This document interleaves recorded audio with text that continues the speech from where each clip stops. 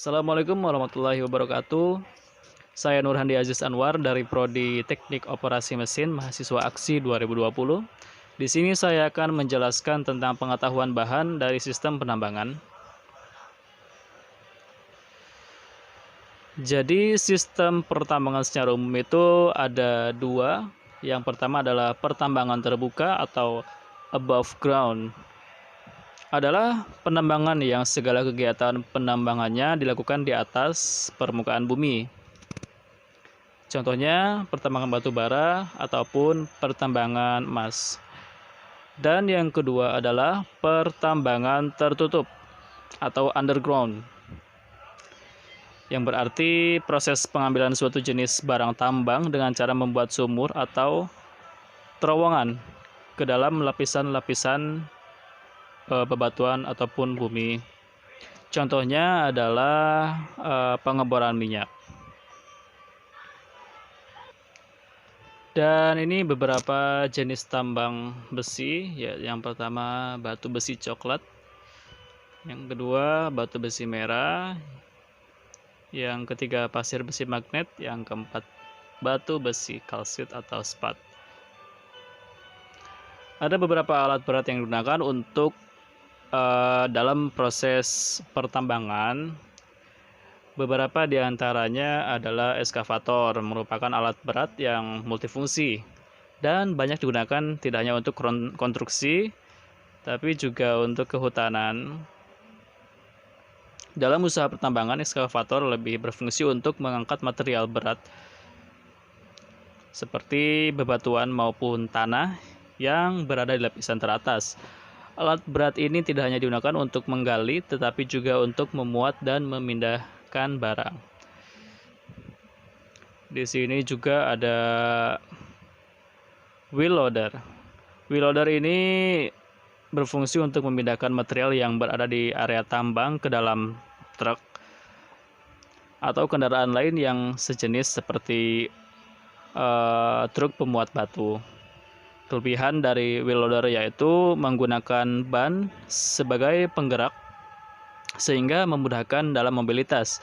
Proses produksi pun dapat berjalan cepat dengan tingkat efisiensi yang tinggi.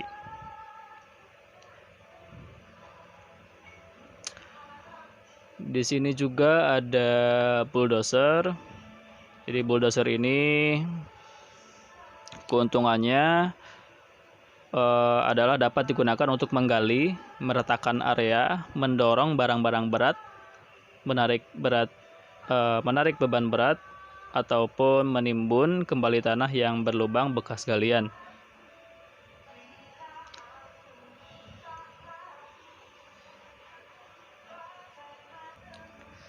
Dan di sini juga ada bucket wheel excavator, adalah penggali terus-menerus atau continuously digging machine yang mampu menggali terus-menerus dalam skala besar. Fungsinya mirip seperti ekskavator, namun prinsip bucket wheel excavator ini sedikit berbeda karena ada banyak bucket yang diletakkan pada sisi roda raksasa seperti ini. Ketika roda raksasa tersebut berputar, maka bucket akan menggali permukaan tanah secara terus-menerus. Dan di sini alat feeder yang digunakan. Yang pertama adalah vibrating feeder, yaitu untuk menyaring material bebatuan yang lebih besar. Dan yang kedua adalah vibrating screen. Jadi dia lebih berfungsi untuk berfungsi sebagai pengayak atau menyaring pasir di material yang lebih kecil dengan cara digetarkan. Selanjutnya adalah alat pemecah yang digunakan. Di sini bisa dilihat jaw crusher, yaitu digunakan untuk menghimpit material hingga hancur. Biasanya digunakan untuk menghancurkan jenis batu yang keras. Jadi kerja dari jaw crusher sangat-sangat ditentukan oleh flywheel atau roda gila dan kekuatan shaft.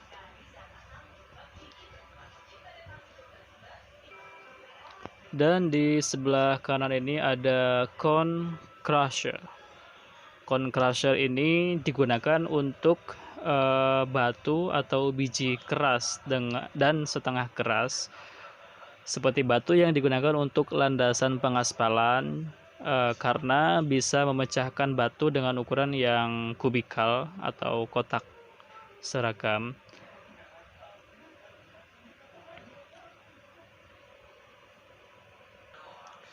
Dan di sini juga ada hammer crusher, yaitu mesin penghancur yang menggunakan rotor dengan palu dan batu bara. Sementara scissor crusher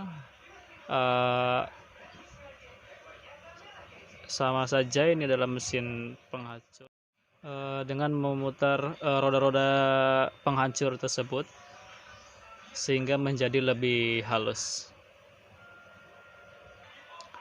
Dan alat transport yang digunakan adalah belt conveyor, yaitu alat yang digunakan untuk mengirimkan atau mentransfer material.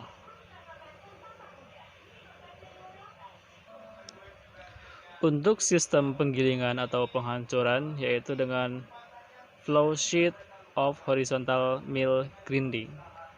Horizontal mill grinding yaitu dihancurkan dengan cara menjatuhkan bola-bola baja untuk melembutkan supaya jadi partikel-partikel kecil. Ini dia alatnya. Dan untuk vertical mill grinding yaitu dihancurkan dengan cara ditekan atau digiling. Seperti ini bentuknya.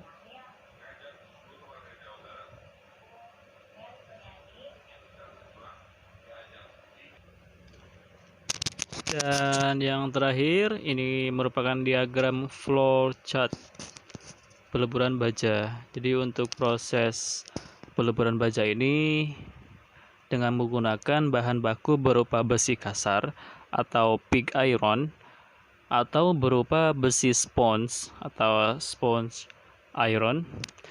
Di samping itu bahan baku lainnya yang biasanya digunakan adalah scrap baja dan bahan-bahan penambah seperti ingot ferrosilikon, ferromangan dan juga batu kapur. Proses peleburan dapat dilakukan pada tungku BOF atau Basic Oxygen Furnace, atau pada tungku busur listrik atau Electric Arc Furnace atau disingkat EAF.